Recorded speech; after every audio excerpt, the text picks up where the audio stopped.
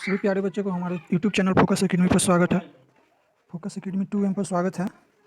Model set का part 2 जो 40% बचा था उसको कराने वाले हैं। आप लोग थोड़ा इस वीडियो को जो मोबाइल का क्वालिटी होता है यूट्यूब में थोड़ा 360 पर करके देखिएगा, बढ़िया दिखाई देगा, नहीं तो इसे कम दिखेगा तो अच्छा दिखाई नहीं देगा। आप लोग के लिए इंपॉर्टेंट क्वेश्चन है, आप इसको परीक्षा की तरह लगाएं। अब 40 के बाद उस दिन करा दिए थे, अब 40 के बाद आज पहला नंबर क्वेश्चन होगा। 41 नंबर प्रश्न का आंसर बताइएगा लोग आप सभी। बम्बई राज्य का विभाजन कर किन दो राज्यों का गठन हुआ था? ऑप्शन ए में है महाराष्ट्र और गोवा, ऑप्शन बी में है महाराष्ट्र और गुजरात, ऑप्शन सी में है महाराष्ट्र और कर्नाटक, ऑप्शन डी में है महाराष्ट्र और आंध्र प्रदेश। आप सभी को इसका आंसर बताएंगे।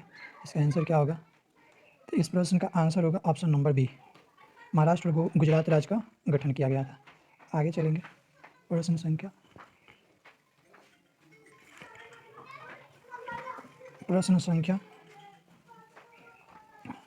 42 में बिहार में कुल कितने नगर निगम स्थापित किए गए हैं? ऑप्शन ए में है 10, ऑप्शन बी में है 19, ऑप्शन सी में है 12, ऑप्शन डी में है 14। तो आप लोग आंसर बताइएगा इसका। प्रश्न संख्या 42 का आंसर बताइएगा। सभी लोग अपना सेल्फ स्टडी घर पर करते रहिए क्योंकि ये लास्ट समय बचा है। आज से 32 दिन है परीक्षा का। 15 फरवरी से स्टार्ट है आप 7 परीक्षा, लगी रहिए लोग। तो 42वें प्रश्न का आंसर होगा ऑप्शन नंबर बी, 19 को।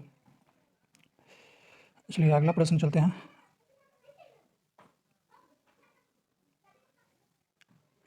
तैंतालीस नंबर, राज्य पुनर्गठन आयोग की स्थापना कब हुई थी? 1950 में, 1952 में, 1953 में, 1954 में। बताइएगा कौन होगा इसका आंसर।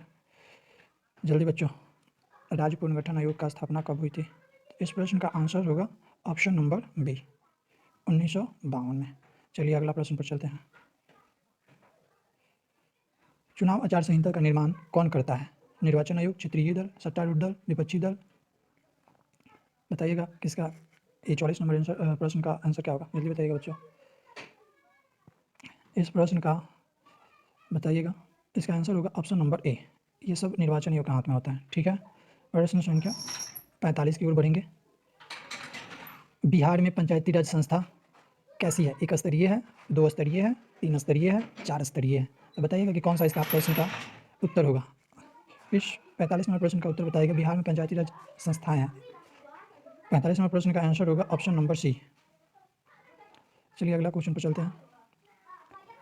प्रश्न संख्या 46 है बच्चों। कौन फर्स्ट आंग सान सू की किस देश की नागरिक है? जो आंग सान सू की किस देश की नागरिक है? आप लोग बताइए, व्यक्ति किस देश से संबंधित है? म्यांमार से है, नेपाल से है, भूटान से है या बांग्लादेश से है? तो बताइएगा बच्चों कौन सा आंसर होगा इसका। बताइएगा। 46वां प्रश्न का आंसर इसका होगा ऑप्शन नंबर ए, म्यांमार से संबंधित है। ठीक है, इसी को नज़रबंद करके रखा गया था। तो प्रश्न संख्या 47 की ओर बढ़ेंगे। चलिए बच्चों बताइएगा इसका आंसर। चिली की प्रथम महिला राष्ट्रपति कौन थी? चिली देश की प्रथम महिला राष्ट्रपति कौन थी?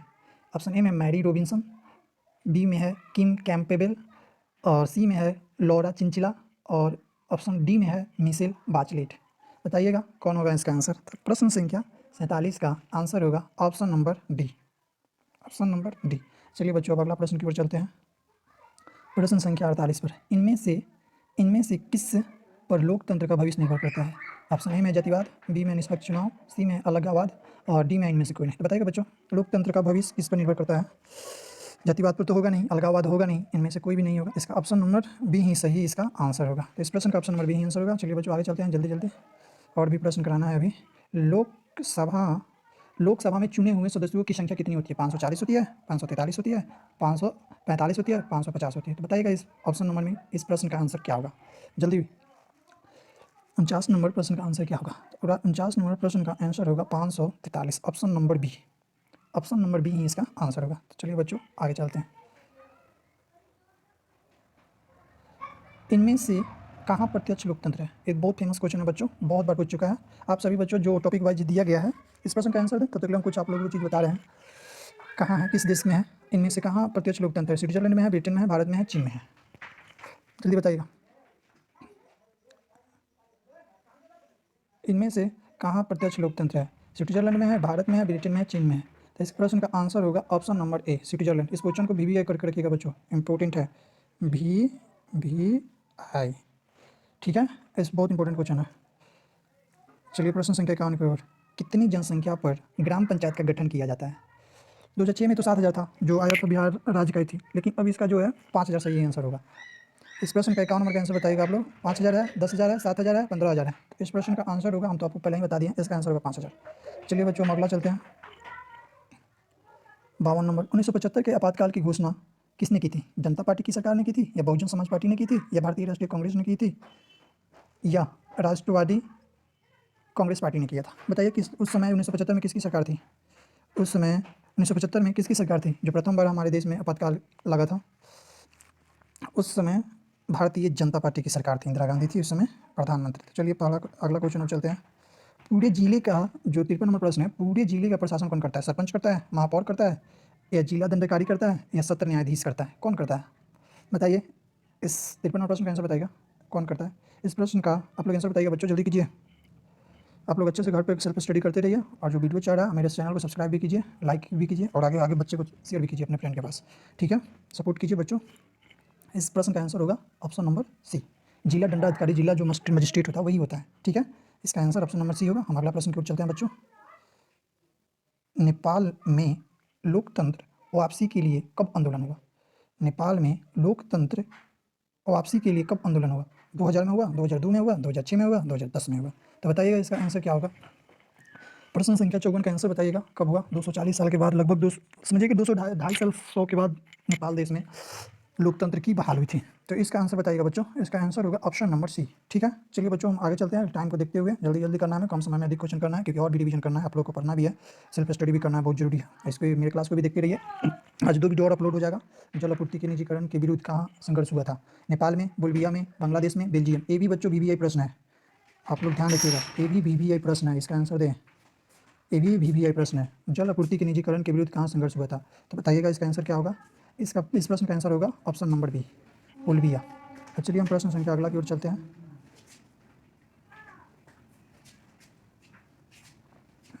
जो ह्यूंग और टोरी नामक राजनीतिक दलों का संबंध किस देश से है? तो बताइएगा यूगोस्लाविया से है, उत्तरी आयरलैंड से, मैक्सिको से, ब्रिटेन से। बताइए इन चारों देशों में से किन से संबंधित है ये 2 राजनीतिक दल?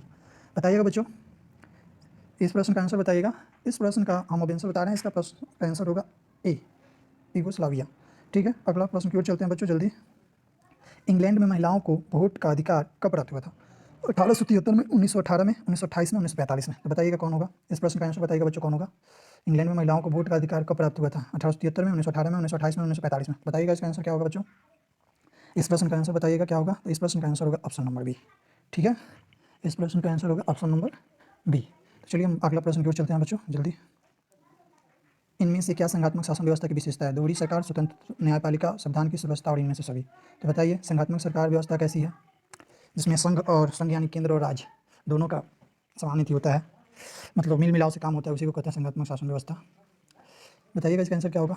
इस प्रश्न का आंसर होगा ऑप्शन नंबर डी। इस प्रश्न का आंसर होगा ऑप्शन नंबर डी, ठीक है बच्चों? चलते हैं आगे। हमारे चैनल को सब्सक्राइब कीजिए और ज़्यादा से ज़्यादा बच्चों को शेयर कीजिए, ताकि हमारा और भी विकास हो सके और भी ज़्यादा बच्चे जुड़ सकें, ठीक है? बताइएगा प्रश्न संख्या 59 का, पटना नगर निगम में कितने वार्ड हैं? 45 है, 53 है, 48 है, 75 है? तो बताइएगा इसका आंसर क्या होगा बच्चों, जल्दी बताइएगा। ये अपने पटना बिहार के बारे में ही जानकारी लेना है, बताइएगा। इस प्रश्न का आंसर होगा ऑप्शन नंबर डी, 75 हुआ है, ठीक है? सबसे बड़ा शहर है बिहार का, तो ये ज़्यादा ही होगा, ठीक है? प्रश्न संख्या आगे की ओर चलते हैं।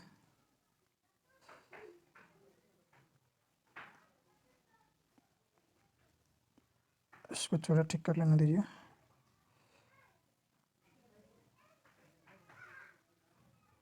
ये क्वेश्चन है, भारतीय जनता पार्टी की स्थापना किनकी अध्यक्षता में हुई थी? बताइएगा बच्चों, भारतीय जनता पार्टी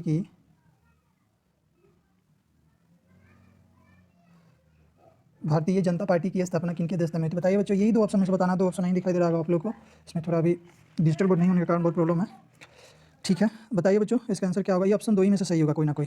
तो इस भारतीय जनता पार्टी की स्थापना किनके अध्यक्षता में हुई थी? अटल बिहारी वाजपेयी के या लाल कृष्ण आडवाणी के? यही 2 में से आंसर होगा, बताइए। तो इस प्रश्न का आंसर होगा option number A, Atal Bihari Vajpayee के समय हुआ था, ठीक है? अध्यक्षता में, उनके अध्यक्षता में हुआ था। चलिए बच्चों हम अगला प्रश्न की ओर चलते हैं, प्रश्न संख्या 61 के और प्रश्न संख्या 61 बोल रहा है कि राष्ट्रीय विकास परिषद का गठन कब हुआ था? 1950 में, 1952 में, 1954 में, 1956 में? तो बताइएगा इसका आंसर क्या होगा बच्चों।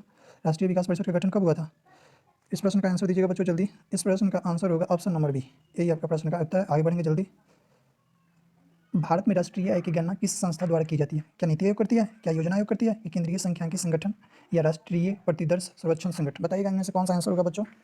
62 नंबर प्रश्न का आंसर बताइएगा क्या होगा। इस प्रश्न का होगा आंसर ऑप्शन नंबर सी। इसको सी, इसका इंग्लिश में नाम है CSO, शॉर्ट रूप में CSO, सेंट्रल सांख्यिकी ऑर्गेनाइजेशन में इसका नाम है। इसका 2 हुई थी इस बार 2019 में इसका थी। चलिए इसके बारे में हम आगे बात करेंगे। अगला नंबर 63। ये प्रश्न भी अच्छा है। y बराबर सी प्लस आई में क्या, आई का क्या अर्थ है? आई होता है निवेश होता है, उपभोग होगा, ब्याज होगा, क्या होगा बताइएगा? इसका आंसर क्या होगा? 63 नंबर प्रश्न का आंसर बताइएगा बच्चों, क्या होगा इस प्रश्न का आंसर? क्या होगा बताइएगा जल्दी। तो इस प्रश्न का आंसर होगा ऑप्शन नंबर बी, निवेश होता है। चलिए बच्चों अगला प्रश्न की ओर चलते हैं। अब प्रश्न संख्या 64 में चलते हैं। इनमें से क्या शुद्ध राष्ट्रीय उत्पाद में शामिल नहीं होता है? बीमा की व्यय, मूल्यह्रास, कच्चे माल की कीमत, इनमें से सभी। तो बताइएगा बच्चों, बताइएगा इसका आंसर क्या होगा प्रश्न संख्या 64 का। शुद्ध राष्ट्रीय उत्पाद में जो NNP होता है उसमें ये सब कोई नहीं शामिल होता है बच्चों, ठीक है। तो इस प्रश्न का आंसर होगा ऑप्शन नंबर डी, ठीक है। आगे चलते हैं। खनन को इनमें से किस क्षेत्र में शामिल करते हैं? प्राथमिक क्षेत्र में, तृतीय क्षेत्र में, द्वितीय क्षेत्र में, इनमें से कोई नहीं। बताइएगा बच्चों, ये तो बहुत सारा ज़्यादा आसान क्वेश्चन है। खनन जो खुदाई उदाई होता है को इनमें से किस क्षेत्र में शामिल किया जाता है? प्राथमिक में, द्वितीय में, तृतीय में, बताइएगा। आइए, इनमें से कोई नहीं। तो इस प्रश्न का आंसर होगा ऑप्शन नंबर ए। इस प्रश्न का आंसर होगा ऑप्शन नंबर ए। प्राथमिक क्षेत्र को वानिकी, खनन, जितना भी प्राकृतिक से हमें जो प्राप्त होता है वो सारे किस में आते हैं? वन, मत्स्य पालन, ये सब प्राथमिक क्षेत्र में। द्वितीय क्षेत्र जो फैक्ट्री में जो सामान बनता है, जैसे गन्ना जाता है फैक्ट्री में और बनता है वहाँ पे चीनी निवास बनता है, तो वो सब किस में आएंगे? विनिर्माण में आएंगे, ठीक है। उद्योग क्षेत्र में आ जाएंगे, ठीक है। तो उद्योग क्षेत्र को द्वितीय क्षेत्र कहा जाता है, ठीक है। तृतीय क्षेत्र होता है सेवा क्षेत्र, जो चीनी बना उसको ट्रांसपोर्ट करना है, यानी परिवहन से कहीं ले जाना है डिस्ट्रीब्यूटर्स के लिए, तो वो जो परिवहन होता है वो सब किस में आता है? तृतीय क्षेत्र में आता है। इसको सेवा क्षेत्र भी कहते हैं। प्राथमिक क्षेत्र को कृषि क्षेत्र, द्वितीय क्षेत्र को उद्योग क्षेत्र, तृतीय क्षेत्र को सेवा क्षेत्र कहते हैं, ठीक है बच्चों। आप लोग समझ गए होंगे। ये बहुत अच्छा क्वेश्चन है, वेरी वेरी इंपॉर्टेंट है ये भी क्वेश्चन। चलिए 66 नंबर, किस अर्थव्यवस्था में लोक कल्याण पर बल दिया जाता है? बताइए बच्चों, पूंजीवाद में दिया जाता है, समाजवाद में दिया जाता है, या मिश्रित अर्थव्यवस्था में? बताइएगा तो बच्चों। एक और प्रश्न, भारत अपना कौन सा अर्थव्यवस्था को फॉलो करता है? पूंजीवाद का, कि मिश्रित का, कि समाजवाद का? ये भी मेरा प्रश्न है आप सभी से, कमेंट बॉक्स में दीजिएगा इसका आंसर। भारत किस अर्थव्यवस्था को फॉलो करता है? पूंजीवाद का करता है, समाजवाद का करता है, मिश्रित करता है? इस प्रश्न का आंसर दीजिएगा। किस अर्थव्यवस्था में लोक कल्याण पर बल दिया जाता है? तो इस प्रश्न का आंसर होगा ऑप्शन नंबर बी, सही होगा। समाजवाद, जो समाजवादी अर्थव्यवस्था है, जो सबसे पहले रूस में इसका प्रयोग किया गया था, इसी रूस को ही जनक माना जाता है इसका, और ये जो है लोगों के कल्याण के बारे में बात करता है, ठीक है बच्चों। तो चलते हैं, मेरा प्रश्न का जो भारत का पूछे हैं, भारत के बारे में, उसको कमेंट बॉक्स में आप लोग जवाब दीजिएगा पक्का। चलिए बच्चों, प्रश्न संख्या आगे। इनमें से क्या पूंजी का पारिश्रमिक है? यानी इसका कहने का मतलब है ना बच्चों, जो हम काम करते हैं उसके बदले में क्या मिलता है? वेतन मिलता है या मजदूरी मिलता है? वही ना मिलता है। जैसे भूमि पर क्या लगता है? टैक्स लगता है, नहीं लगान मिलता है। और कहीं किसी को हम पैसा देते हैं ब्याज पे, तो वहाँ से हमें क्या मिलता है? सूद पर किसी को पैसा देते हैं, गाँव में ये सब तो होता ही रहता है, तो उसको क्या बोलते हैं? उसी में क्या मिलता है? ब्याज मिलता है ना। और कहीं हम पैसा फैक्ट्री में चाहे कहीं पे पैसा इन्वेस्ट करें, तो वहाँ हमें क्या मिलता है? लाभ मिलता है। तो यही है 4 गो पूंजी का एकत्रित करने का तरीका, ठीक है। तो बताइए इनमें से क्या पूंजी का पारिश्रमिक है? तो पूंजी का पारिश्रमिक क्या होगा? हम कहीं पूंजी इन्वेस्ट करेंगे तो क्या हमें चाहिए? जब हम पैसा का इन्वेस्ट करते हैं तो उसका ऑप्शन क्या सही होगा बताइए? हम किसी को पैसा देते हैं तो क्या मिलता है हमें? उसके बदले ब्याज मिलता है, तो ऑप्शन नंबर सी इसका सही होगा, ठीक है। चलिए हम आगे चलते हैं। प्रश्न संख्या, इनमें से क्या संस्थागत वित्त का स्रोत है? महाजन, व्यापारी, रिश्तेदार, या सहकारी बैंक? बताइए। 2 तरह का बैंक एथी होता है ना, स्रोत, वित्त का स्रोत, यानी पैसा का वित्त, मतलब वही पैसा संस्थागत होता है, वो गैर संस्थागत होता है और संस्थागत होता है। तो ये सारे जो तीनों ऊपर दिखाई दे रहे हैं, महाजन, रिश्तेदार, व्यापारी, ये सब कौन सी है? गैर संस्थागत, ठीक है। संस्थागत जो सरकारी चीज़ें होते हैं लगभग वही आते हैं, ठीक है। और भी कुछ होता है कॉमन चीज़, ठीक है, लेकिन जो भी अब ऑप्शन में दिया उसी के अनुसार हम चलेंगे, ठीक है।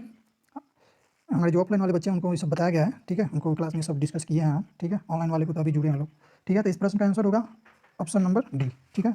प्रश्न संख्या 69 की ओर बढ़ते हैं।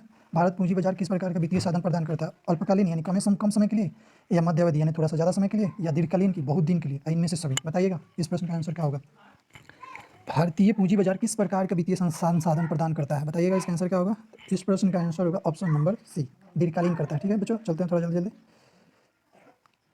इसका आंसर होगा दीर्घकालीन। अब अगला प्रश्न पर चलते हैं। 10 प्रश्न और बच्चे हैं, इसको अच्छे से देना है। इसका भी ऑप्शन पूरा नहीं दिखाई दे रहा है, ठीक है। तो ग्रामीण विकास तथा कृषि के लिए ऋण प्रदान करने वाली संस्था को वित्त की आपूर्ति कौन करता है? तो इन दोनों में से इसका जो ऑप्शन नहीं दिखाई दे रहा वही इसका आंसर होना चाहिए। इसका आंसर, अच्छा हम बता देते हैं इसका, ये दोनों, और तीसरा हम ऑप्शन आपको दे देते हैं। ऑप्शन नंबर जो सी है, सी में है RBI।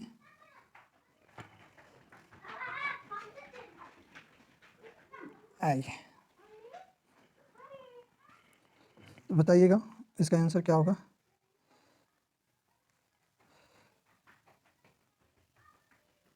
इसका ऑप्शन नंबर बताइएगा क्या होगा। इस प्रश्न का आंसर होगा नाबार्ड। ठीक है, नाबार्ड जो कि नीचे है, आप लोगों को दिखाता हूँ, ये देखिए, यही होगा इसका आंसर। ठीक है, आगे चलते हैं। 71 नंबर प्रश्न का आंसर बताइएगा। भारत में सहकारिता आंदोलन कब प्रारंभ हुआ था? सॉरी बच्चों, बताइएगा, भारत में सहकारिता आंदोलन कब प्रारंभ हुआ था? जल्दी बताइएगा इसका। 1901 में, 1904 में, 1912 में, 1915 में? बताइएगा क्या होगा इसका आंसर। 71 नंबर प्रश्न का आंसर होगा ऑप्शन नंबर बी, 1904 में होता है। चलते हैं, बताओ थोड़ा जल्दी जल्दी। विकसित देशों के कार्यबल का अधिकांश हिस्सा किस क्षेत्र में कार्यरत होता है? यानी कृषि क्षेत्र में लगे रहते हैं लोग, या विनिर्माण यानी उद्योग क्षेत्र में, या सेवा क्षेत्र यानी तृतीय क्षेत्र। कृषि क्षेत्र प्राथमिक क्षेत्र को कहते हैं, विनिर्माण क्षेत्र द्वितीय क्षेत्र को कहते हैं, और सेवा क्षेत्र तृतीय क्षेत्र। इस हम आगे ही आप लोगों को बताएं इसके बारे में। तो बताइएगा इसका आंसर क्या होगा सही बच्चों। जो विकसित देश है, इनका सारा अधिकतर जनसंख्या कहाँ लगा रहता है? इसका अधिकतर जनसंख्या सेवा क्षेत्र में लगे रहते हैं। ठीक है, यही इसका आंसर होगा। हम चलते हैं अगला। 73 नंबर, भारत में नई आर्थिक नीति कब लागू की गई थी? बताइएगा इसका आंसर क्या होगा। और मेरा एक और प्रश्न है, बताइएगा कि रूस में नई आर्थिक नीति किसने लाई थी और कब लाया था? बताइएगा, उसका भी आपको कमेंट बॉक्स में जवाब दीजिएगा। जो हमने क्वेश्चन बोले हैं, रूस में नई आर्थिक नीति कब आई थी और किसने लाया था, कमेंट बॉक्स में उसका जवाब दीजिएगा आप लोग। तो इस प्रश्न का आंसर होगा 1991 में। 3 गो इसका ऐतिहासिक, उदारीकरण, वैश्वीकरण और निजीकरण, इसमें के द्वारा लाया गया था उस समय। ठीक है, सरदार मनमोहन सिंह के द्वारा। ठीक है, अगला प्रश्न की ओर चलते हैं। कृषि उत्पादों के प्रमाणन के लिए किस मानक चिन्ह का प्रयोग किया जाता है? क्या ISI मार्क का, एक मार्क का, हॉल मार्क का, इनमें से सभी का? बताइएगा इसका आंसर क्या होगा। तो कृषि उत्पाद के लिए जो मार्क हम इस्तेमाल करते हैं चिन्ह, उसका ऑप्शन नंबर बी ही आंसर होगा। रुकिएगा थोड़ा सा, इसका आंसर होगा ऑप्शन नंबर बी, एक मार्क। ठीक है, अगले प्रश्न की ओर चलते हैं।